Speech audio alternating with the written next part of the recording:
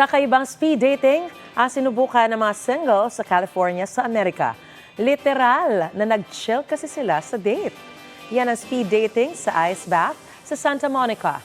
Imbes na sa bar o kainan at nakaporma, naka-swimming attire ang mga nagde-date.